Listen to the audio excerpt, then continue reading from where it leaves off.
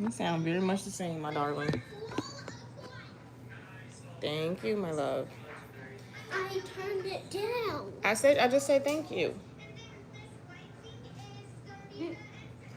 Okay, so I'm live, okay? All right, you guys. So, I woke up. I think this is before I opened my word, honestly. And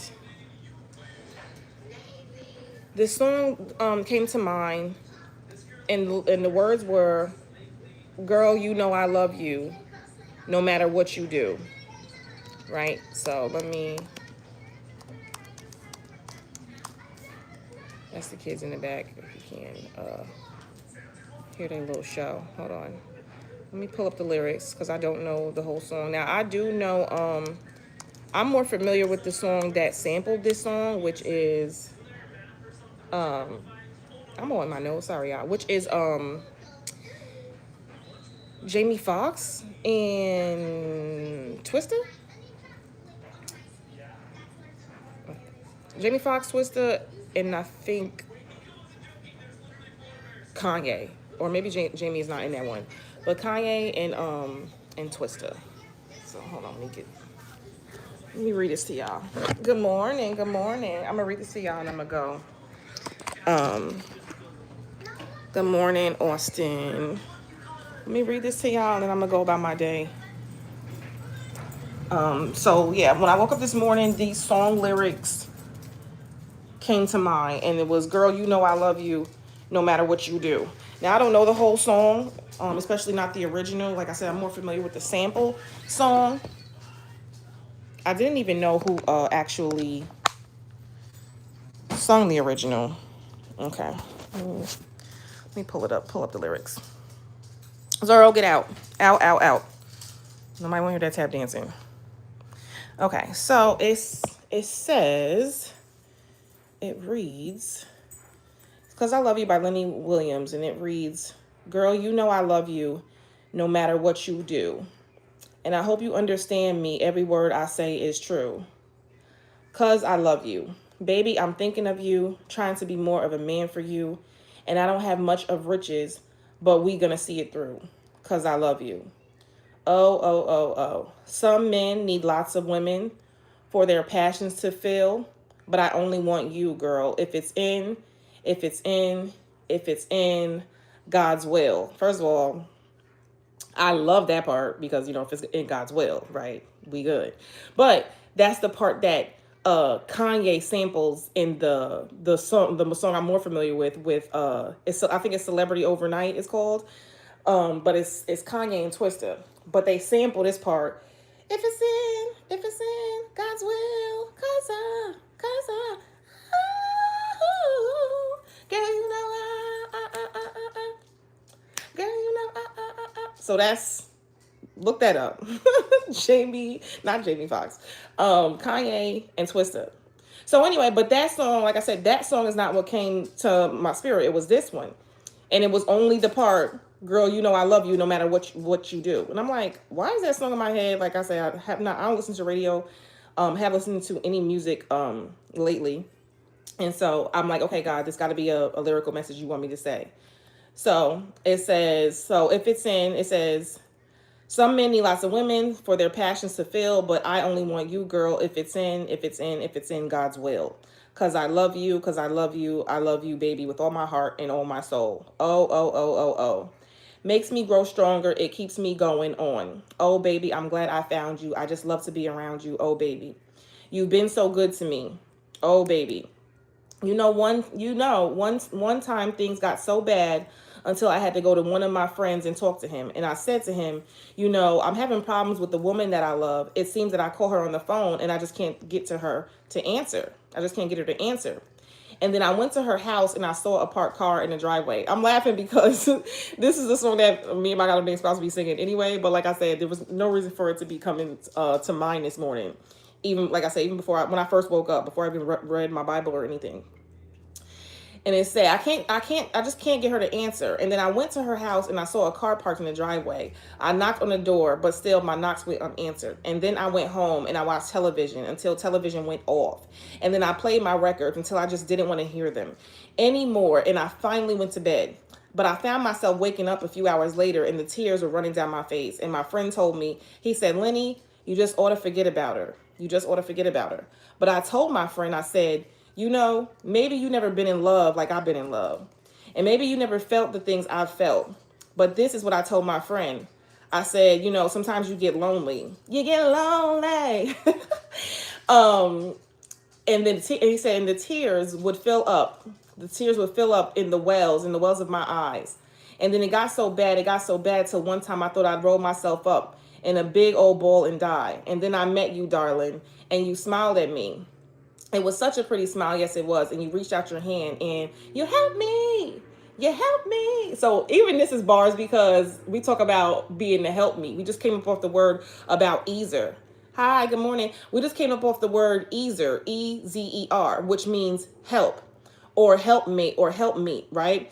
And I had just learned that word maybe 2 years ago, that's the same help that God says that the woman is to her spouse, right?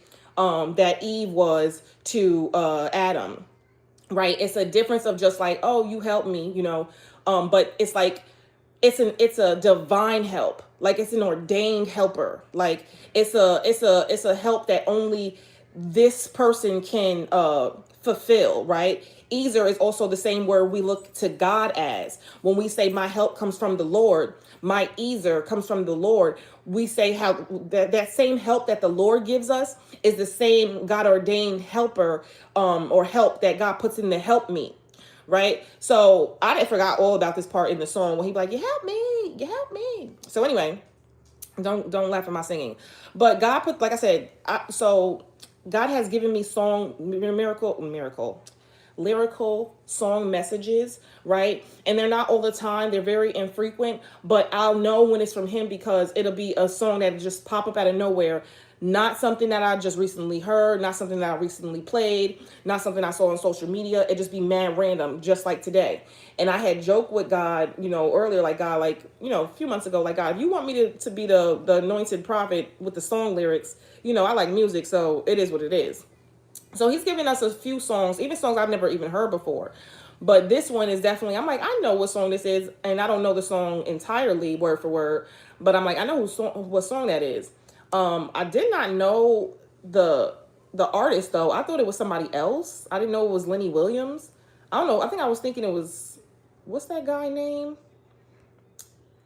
I can't remember, but it doesn't matter. I just didn't know the artist, and I don't know why I didn't know that this long. But what is God saying with this song? Like, the part that came to mind was, "Girl, you know I love you no matter what you do."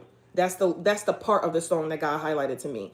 And so, what does this mean? Like, God is saying, like, even in the text when we just read all the lyrics, there's things that have occurred, like that you would think that is going to be the nail in the coffin forever, but it's not. Like, the God is even highlighting to them, or even highlighting for you that, like, the actions that have occurred that, like, may have even hurt each other in a particular way. You may have, like, just thought it was over. Like, the love God is showing them and is speaking to them and speaking to you know, these unions, that the love is steadfast and immovable. Like, the love is gonna remain because it's a God ordained love. So it's kind of like, it's really no matter what you do, right? And it's vice versa. It's not just one way. It's not like, you know, they loving you no matter what you do. And it's not talking about, you know, you abusing them over and over again, right? But it's that, like, it's that forgiveness, right? That comes with God ordained love. It's the same love that God loves us. Just how we talked about earlier, how God called Hosea to marry Gomer, who was a prostitute, who, you know, was unfaithful, and, you know, basically was selling herself out. Right? God told Hosea to marry Gomer and to bring her home and to love on her. Right? And he said that same representation of that love is the same love I have for the Israelites, my chosen people. And it's like, no matter how much Gomer, you know, like, sold herself, no matter how much the Israelites, pimped themselves out to false gods or surrendered to false gods, or even, were led by their own stony hearts, their own underscore lowercase g gods, right? God is saying, I still love you and I still want you home. I'm on the word. I left because that was loud. So when I finish, you can come in here, okay? Love you. Um, it's an unconditional love, but a godly, God ordained unconditional love. Good morning, y'all.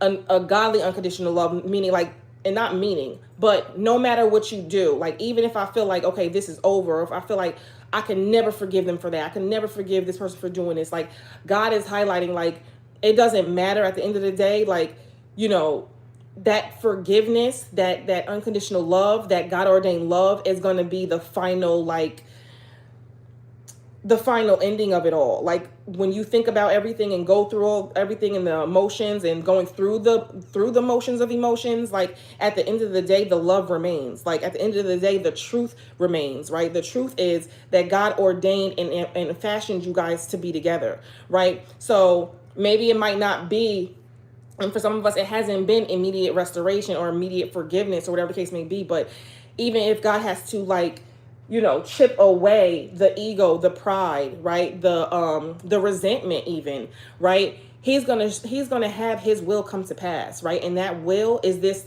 God ordained love that you guys have for each other, right? The God ordained love that God put in you for each other, right? That's not gonna go away, right? And in fact, it's gonna be highlighted even down when I just read the lyrics earlier.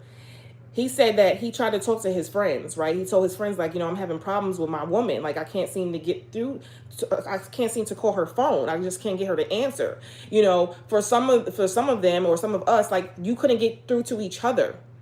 Right? Maybe it wasn't a literal phone call, but maybe you guys were not seeing eye to eye. Maybe you just really couldn't like understand each other. Maybe you couldn't see from each other's point of view, or maybe you could, but your point of view mattered more to you. Like your plan, your idea, your mindset mattered more to you than what the other person thought, right? So it was like I don't want to say tunnel vision, but it was like you just wasn't seeing eye to eye. You just wasn't seeing what was more important. While this was more important to you, this was more important to them, right? The you guys weren't seeing eye to eye, even when it comes to the importance of the relationship, right? The things that could have grown the relationship, the things that was tearing the relationship apart, right? There was no getting through. There was no getting through to each other. Maybe this person, was stubborn hearted, right?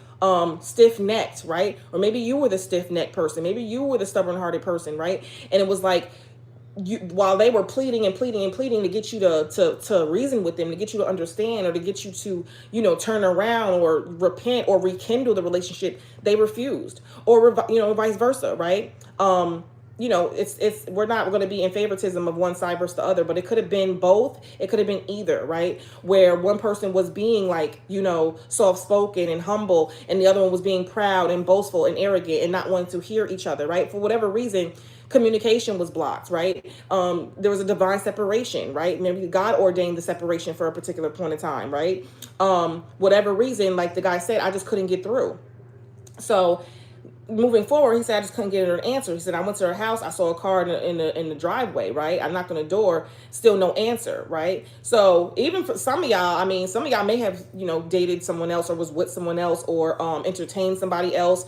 Or maybe they did, maybe they're in a relationship, a counterfeit relationship, like there is someone else in the picture or was someone else in the picture, whatever God has your story as, like, even that was in the way, right? Even that was like, there could have been a counterfeit, a side piece, side chick, side man, side lover, whatever, that also was in the way, also in blocking, God's ordained union. Because again, this is all spiritual warfare too, you guys. It's not just like, I just happened to run into a counterfeit I like. No, that counterfeit was sent by the enemy, right? Because of spiritual warfare, the enemy will do all that he can to not have you on God ordained time. God ordained agreement, God ordained covenant, God ordained union, right? So he'll send a counterfeit. He'll send an opportunity. He'll send money. He'll send fame and fortune. He'll send somebody that look like, oh yeah, I'll take care of you, baby. I'll take care of you. I'll be your sugar daddy or whatever, or your sugar mama, whatever the case may be. Like, I'll send you any type of distraction, because again, you can only be tempted by the desires of your heart, right? And not God's desires, but your fleshly desires. The enemy can't tempt you with things you don't care for, right? So of course you're gonna think, oh, this gotta be God. Like, this is exactly what I want. Oh, this opportunity's presented itself. It's gotta be God. Like, every open door is not a godly open door, right? Like, just because I can do it doesn't mean I'm supposed to do it, right? We talked about not I don't think we talked about recently, but there's a talk about God's will versus permissive will. Just because you are allowed to do it or can't do it, don't mean you should do it. Just because God is allowing you to walk into the depths of hell, don't mean you should, right? So anyway, I'm going off on a tangent, but then he says, I went to the house, knocked on the door, nobody answered. I saw a car in the driveway. I went home, I watched television until the television went off. That television could be distractions. Like, I try to distract myself from feeling what I feel about you.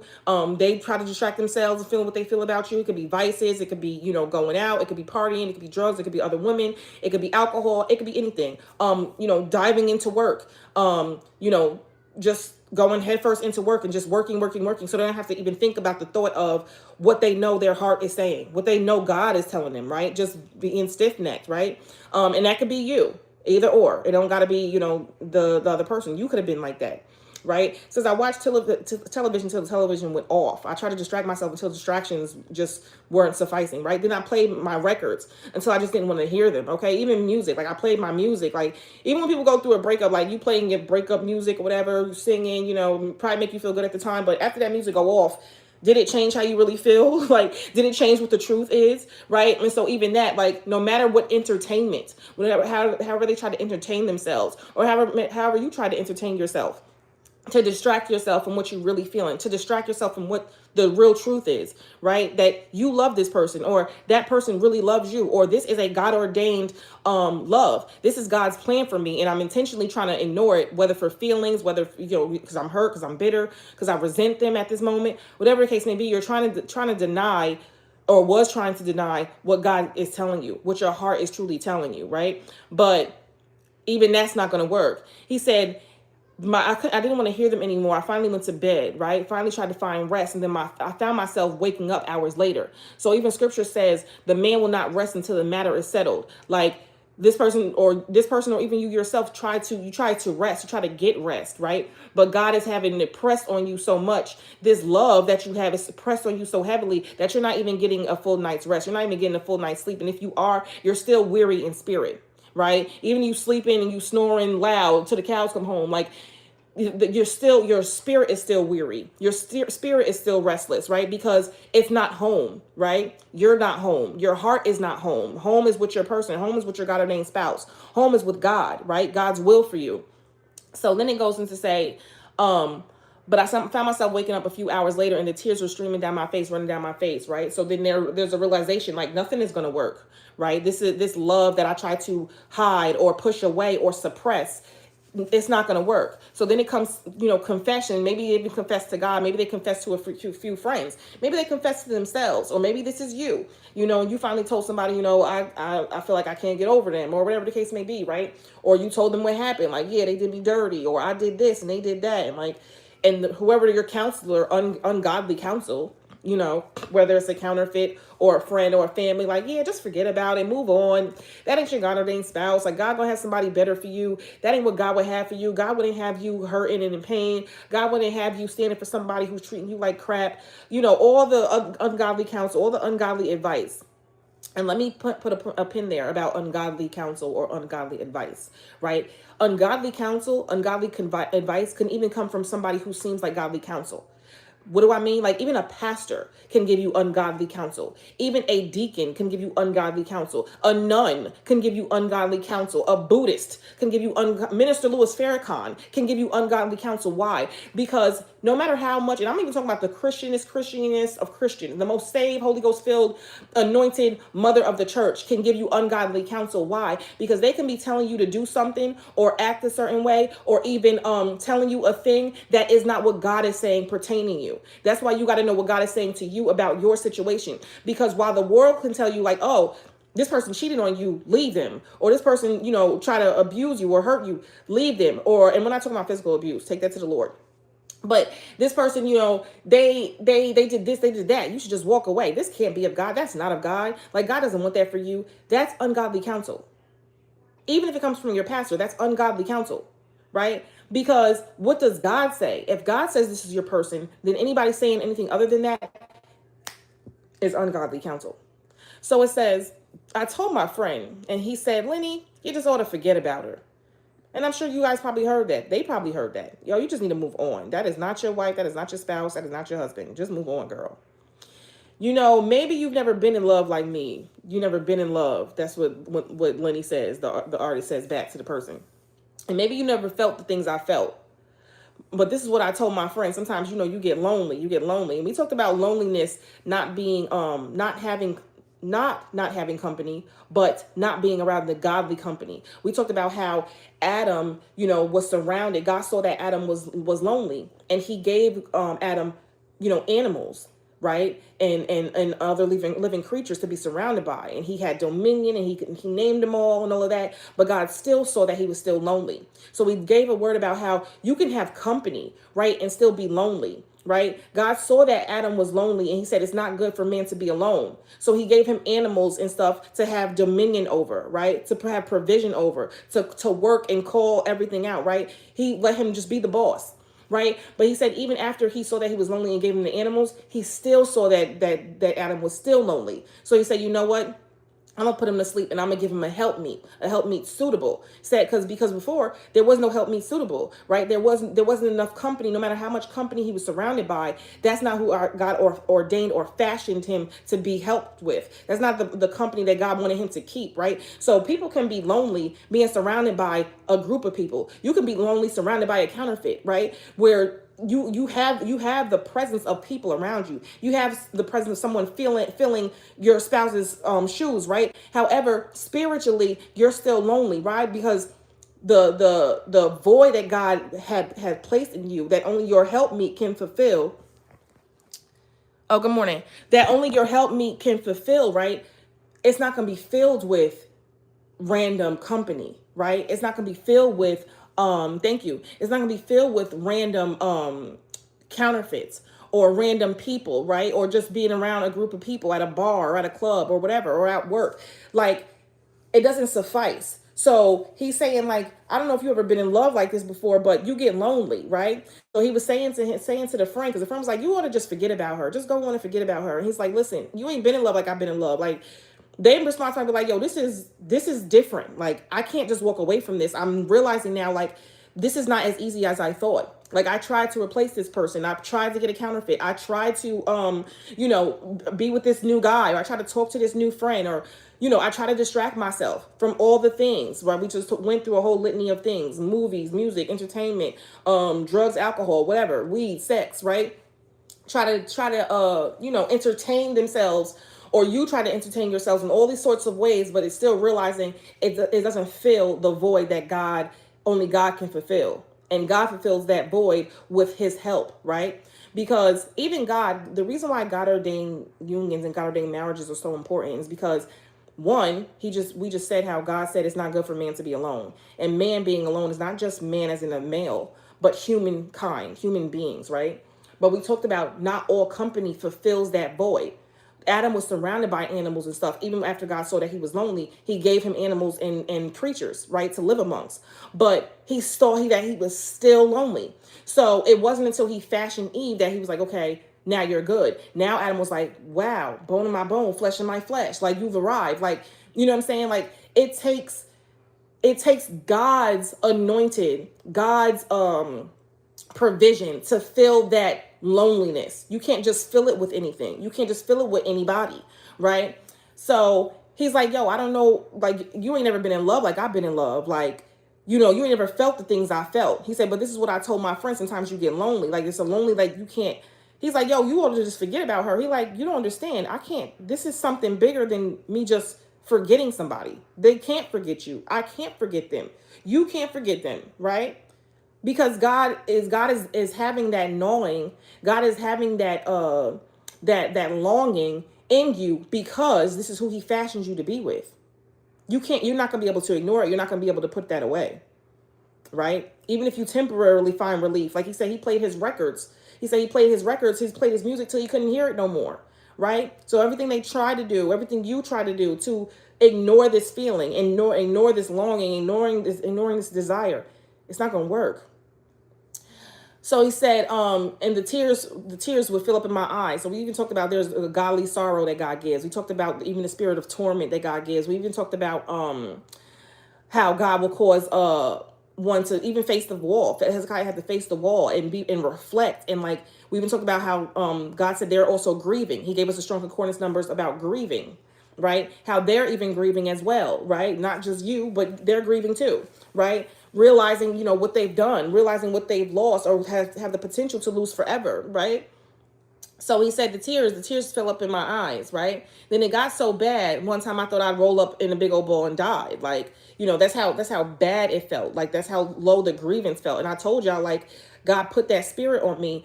And I was like, God, is this my feeling? Like, is this my feeling, or are you grieved with me? Like, what is this? And God was showing me, like, this is what they're feeling, right? And go watch that live, because I'm not gonna go all into that, but because that was a lot. But it's a lot of strong concordance numbers, a lot of confirmations where he connected the dots. Look for that live, and I think it's called They're Grieving Too, right? And you'll see how God put that all together. But yeah, so even that grief, like I said, I felt the grief, like I felt like something died. Like I felt like something died, my dog died, someone died. That's how intense that grief was that I felt last week, right? And I thought it was my own feelings, until God, had to sit at God's feet, and he, walked me through what he was telling me. And immediately after I delivered the message, it was like the feeling has subsided, right? And even the grief had one point in time went to feeling, I was feeling it in my heart. Like it was feeling like I would imagine what a minor heart attack would feel like. Like I just felt like an aching heaviness, like almost slight pain in my heart, right? And like I said, once I delivered the word, those feelings subsided and eventually went away. It was like God was letting me feel that, to feel and to get the message across. And that's what he does sometimes. I think I testified to y'all about that before. So then the last lyrics of the song says, till one time I thought I rolled myself up in a big ball and died. Then I met you, darling. You smiled at me. Such a pretty smile. You reached out your hand and you helped me. You helped me, you helped me, you helped me, you helped me. And we just came about talking about the whole breakdown of the word help me and the word easer, and how God's help is a godly help, and no earthly help is going to fulfill that godly help that one needs, right? That each of us needs, that godly company that each of us longs for, that only God's person can fulfill. Okay, that was a sermon. That was a sermon. Usually I just read the song lyrics and go, but yeah, that was real. So this is "Cause I Love You" again by Lenny Williams. And it looks like it's just God is just showing us the person going through the emotions of the separation, or maybe this is how you were feeling, and God is having both sides comes to the realization that no matter what has occurred, the love is still there, right? No matter what has happened, God's will is still going to come to pass, right? You can't ignore this. You can't shake this. This is a love that you can't erase. This is not a love that you could suppress or pass, right? Or try to combat with doing other worldly things or filling it with other people. It's not going to work, okay? But that's the word today. At least for the lyrical song message, there was a word this morning from the Bible about God returning and rejoicing his children. But that's all, you guys. Go listen to the song. It's a good song. If you want to listen to the sample, like I said, the sampled song that I'm more familiar with is Jamie Foxx. No, why do I keep saying Jamie Foxx? Because there was a whole era of Jamie and Kanye and Twista, and I keep singing, keep thinking about Jamie. But it's Celebrity Overnight with Twista and Kanye. I doubt that those lyrics would apply, but this is the real song that samples this song. And so, like I said, I'm familiar with this song. I just didn't know who sung it. I thought it was somebody else. I forgot what artist I thought it was. But anyway, That's what the Lord is saying. That's the lyrical message today. It said, I also think it was kind of a joke God did. Adam said, what do I do with these animals? And God said, okay, go to sleep. I got a surprise for you. That's funny. Nah, for real. But, God can, and God, he knows what's best. So even when it makes me think of when God first created the heaven and the earth. In the beginning was the word and all of that. But it says when he finally rested, it said on the first day he did this, on the second day he did that, on the sixth day, all of that. It said when he got to the seventh day is when he rested. And God rested because he was satisfied by what he saw, by what he created, right? It wasn't until that point of satisfaction that he rested.